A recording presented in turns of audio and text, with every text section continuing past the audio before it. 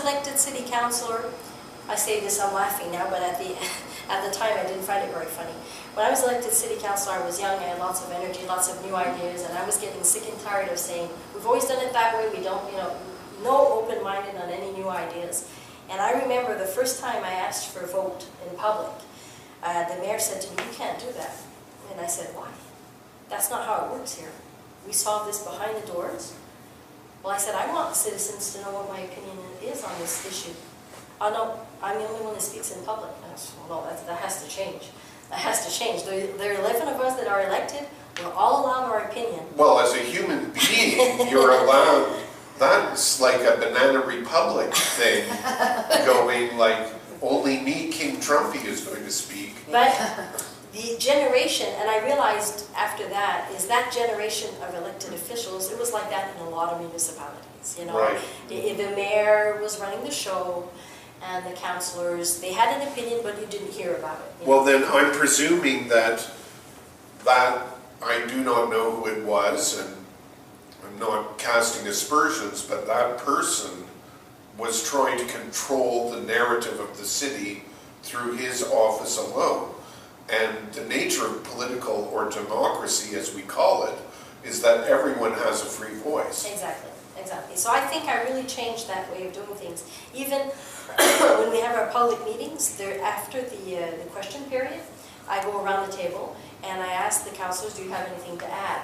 And when we first started, they would say, oh, no, nothing, oh, no, nothing. And I told them, look, there's 4,000 people listening to us, because we're on TV. There's 4,000 people listening to us, and then after that, we're on the web. We don't know how many. They want to hear you.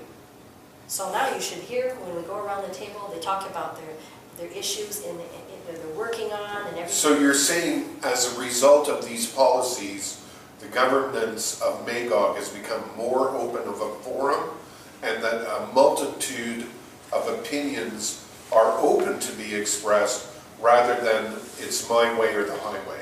Definitely. Number 3. Oh, number 3, boy, it would be the Main Street project, I guess. It's not done yet. It's going to be done in 2018, but we've gone through all the legal process. And I think that's been a big issue. It's the biggest project in the history of the city of Magog. Right. $22 million. And it's going to make Magog have, I would say, the most beautiful Main Street in Quebec. I would also like to add that the Main Street of Magog has an important historical perspective in the history of the province. And then with your new revitalization of that area, not only will it be revitalized, but you're very definitely trying to restore the historical perspective of our city. Exactly, and making the park a real place, a gathering place. The Mary House, which is integrated in the project, which we financed.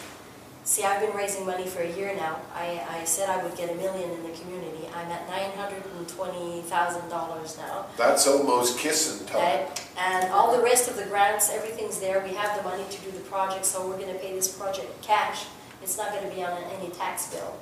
Wow, that's a significant accomplishment. Definitely, definitely. So and that was raised through commercial interests? Yeah, well, what we did was the city put aside $1 million for the project. We went and got $1.5 million from the different governments, and with our committee, we raised $1 million in the community. Very nice. In the community, yeah. Question 5. Again, written about a month ago. It's been reported in the Reflet that your family has created a new business in the downtown core of Magog. And are you comfortable giving us a perspective of how that may be going for your family? Sure. This is one of our dreams. We thought about this during a family meeting, what we could do that would get especially my both daughters working. One had just finished school, had just had a baby, and the other one was finishing school. And that would do something that touches us in our values and who we are. But there's a cultural component to the store. Definitely. Tell us about that. I'm getting into that. So we had a meeting and we decided we were going to open a store that mainly concentrates on products from Quebec, but mostly products from one business called Bilodeau Canada, which specializes in fur. Now, some people will say, "Ooh, dead animals, that's terrible."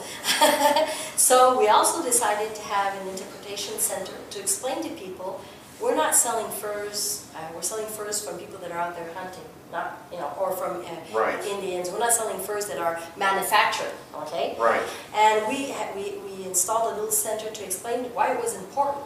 There's more beavers today than when we started hunting them so many years ago. So there's no more hunters because fur is Well, not... I think in English we would call this the ethical harvest of our natural resources. That's well said.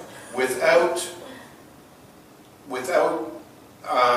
pain to the animal as much as possible. Exactly. So we're trying to be ethical about using those products and being proud of those products, but at the same time honoring the animal that we harvest by using all facets of the animal, which is incongruous with the indigenous way of living.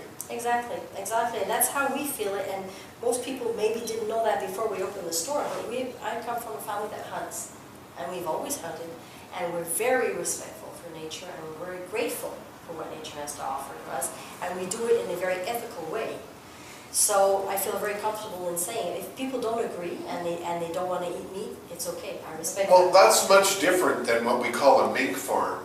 Definitely. Where animals, and PETA, and Joanne is a PETA enthusiast, as am I. Yeah. But let's not forget, those animals in a mink farm, they're born in a cage, they live in a cage, they're fed in a cage, and slaughtered. In your case, what you're doing, these animals live free and wild. You use modern hunting methods to harvest them, but it's always a fair fight. Definitely. In other words, the animal has just as much opportunity to escape as the hunter has of harvesting them.